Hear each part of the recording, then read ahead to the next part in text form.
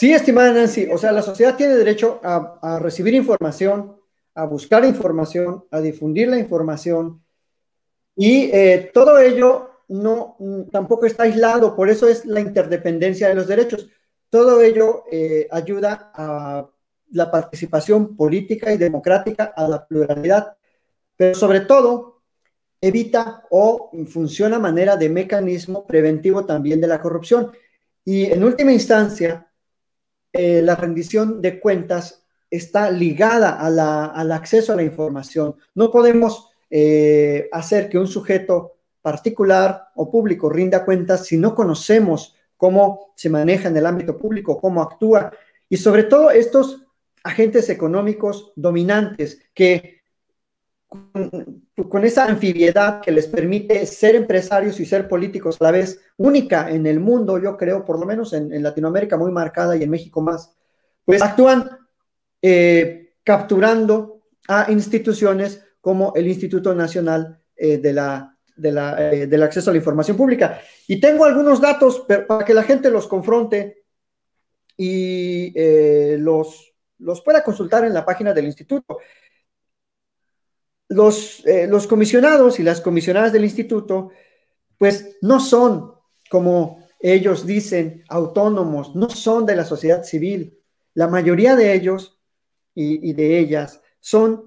han sido gente cercana a los gobiernos, sobre todo, en particular, a los gobiernos del PRI y el PAN. Algunos han sido funcionarios en la Secretaría de Gobernación desde la época de Cedillo. Otros han sido consejeros de órganos autónomos de los estados. Por ejemplo, hay una consejera de Zacatecas, uno de Baja California, hay uno que fue Eugenio Monterrey Chepop, trabajó en la Secretaría de Finanzas de Peña Nieto, o sea, trabajó con Videgaray y estuvo en el órgano de transparencia del Estado de México y de ahí saltó al órgano de transparencia nacional. Y bueno, no son tampoco las personas más conocedoras del derecho a la información pública. Sus poquitas investigaciones que tienen son ensayos, son por ahí, pues conferencias, pero vamos, no son el órgano que nos dicen que es. No son un órgano totalmente técnico, son políticos que han sido cercanos al poder y que gracias a eso pues se han enquistado en estos órganos. Por ejemplo, el comisionado Adrián Alcalá fue secretario de 2014 a 2020 y luego de 2020 a 2027 va a ser comisionado. O sea, 14 años allí en el rubro de la transparencia. Entonces, que no me vengan a decir, que no le digan a la sociedad que esos organismos autónomos son, como su nombre lo dice, porque ni son autónomos ni son propiamente los más especialistas, no vienen de la sociedad civil, vienen de órganos de gobiernos pasados y de ahí pues se han enquistado, no solo en este, también en el INE y suceden en muchos otros órganos con los que intentaron descentralizar el poder político, pero centralizarlo ciertos grupos con poder, grupos empresariales o grupos de partidos políticos que ahorita ya no están en el poder, pero que a través de estos organismos inciden directamente en el poder. Así que ese es un componente adicional, estimada Nancy, porque bueno, no debemos perder de vista que Contralínea ha estado remando pues contra toda esta andanada de ataques desde hace ya pues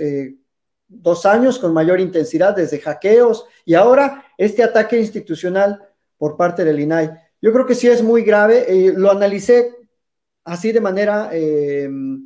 pues superficial el marco legal, pero si buscamos más, yo creo que hasta tienen responsabilidad administrativa ante la función pública porque están, creo que, cometiendo pues muchos errores en el procedimiento que nunca debieron, porque además no se conoce un caso previo. Creo que es inédito que por primera vez en la historia de los órganos de la transparencia le piden información a un particular o a un, pues sí, a un grupo editorial como son ustedes, le piden información de algo que ellos en su caso debieran investigar, porque como Estado, como órgano, con la millonada que tienen, pues tienen a su alcance pues las facultades para investigar dentro del marco legal, pero no dentro de las ilegalidades. ¿Qué opinas, estimada Nancy? Sí, doctor, o sea, totalmente de acuerdo y sobre todo a mí me parece que el tema sí ya coloca al INAI en un foco de atención para la sociedad, o sea, sí debemos de investigar a este órgano de la transparencia, cuáles son sus verdaderos objetivos, porque además nos cuesta mucho dinero, más de 1.000 millones es el presupuesto anual de este órgano administrativo y en este caso pues queda claro que están torciendo las leyes para defender a un particular,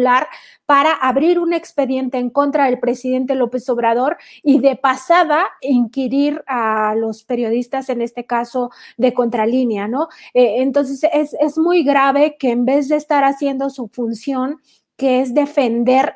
justamente el derecho humano a la información de todos los mexicanos, esté haciendo exactamente lo contrario. Entonces, me parece que sí es un momento donde la propia sociedad debería de hacer un ejercicio de revisión hacia este órgano. Por supuesto, nosotros en Contralínea, pues vamos ahora a abrir unas líneas de investigación en torno a este asunto, porque nos parece muy grave y en efecto, yo estuve buscando si había un antecedente de que le hubiera pedido el INAI a algún otro periodista en el país, algún otro medio que revelara sus fuentes de información. No he encontrado ninguna denuncia pública. Me parece que sí es inédito, o sea que además hasta inaudito que esto esté pasando, sobre todo porque viene del Instituto Nacional de Transparencia. Eso es lo que a mí me llama más la atención, o sea, que sea aquel que más debería de proteger a quienes nos dedicamos a pues esta labor de estar informando a la sociedad, es quien esté inquiriendo ahora a los periodistas para que revelen sus fuentes. Me parece que es muy mañoso el INAI en este expediente, sobre todo porque dice, bueno, yo les dije que si ellos querían abrir sus fuentes de información, o sea, si no, y si está protegido por el derecho nacional, sus fuentes, está protegido su secreto profesional, pues entonces no lo hagan. No, pues es que de entrada no debiste de habernoslo pedido, o sea, de entrada está mal que nos haya pues involucrado en este tema y que además que nos haya requerido esto. Pero fíjese además lo agresivo que es su requerimiento. La primer pregunta que le hace a la revista Contralínea es si la ciudadana Nancy Flores tiene una relación laboral o contractual con su representada en relación con el ejercicio periodístico que señaló la Oficina de la Presidencia de la República, desempeña dicha persona, y entre paréntesis reportera. O sea, me parece a mí que esta parte donde usted dice que el INAI tiene todas las herramientas y para eso tiene un presupuesto de 1.000 millones, lo mínimo que debía de haber hecho es investigar en nuestra página, en nuestro directorio, si acaso yo aparezco ahí como reportera o no. Entonces, me parece que sí es muy abusivo de su parte, que sí tiene un claro tinte de hostigamiento, primero le informemos si yo estoy bajo contrato de la revista, si acaso soy su reportera o si soy cualquier ciudadana, ¿no? Cuando eso se investiga googleando, o sea, tú pones Nancy Flores reportera y te aparece que pues trabajo en Contralínea, ¿no? De hecho, yo en la conferencia de prensa a la que alude el propio instituto, que es la del 7 de mayo, aparezco como Nancy Flores, periodista de la revista Contralínea, ¿no? Entonces, no sé de qué están hablando, más bien me parece a mí que todo lo torcieron para beneficio de esta organización civil, ¿no? Torciendo absolutamente todas las leyes cuando ellos saben que los datos personales no aplican para personas morales y aún así abren un expediente a todas luces con un tinte político, en este caso, me parece que el propio INAI ya trae una carga política porque si bien dice que es contra la oficina de la presidencia, en realidad es contra el presidente. A mí no me cabe ninguna duda al respecto porque quien hace pública esta información, es decir, no es que la haga pública el presidente, nosotros ya la habíamos hecho pública el 2 de mayo, pero quien la expone en esta conferencia, pues es el presidente de la República, no es otro funcionario. El propio presidente es el que ahí lo da a conocer la nota diplomática diplomática y los términos en los que se está presentando y por qué se está presentando esta nota diplomática, es decir, porque hay documentación fehaciente que da a conocer o que revela pues que el gobierno de Estados Unidos está financiando a esta organización. Y otro tema, doctor, también esto se ha hecho público ya por los propios organismos del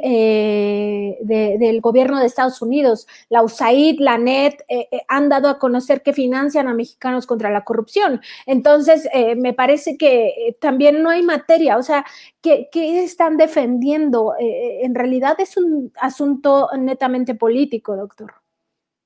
Sí, eso es lo que no mencionamos al principio, pero qué bueno que lo refieres. La verdad es que ya es un hecho notorio, incluso yo creo que en algunas partes de las páginas de estas instituciones se puede saber a quién le están dando financiamiento, no solo en México, en Colombia y en muchos lugares que tienen ahí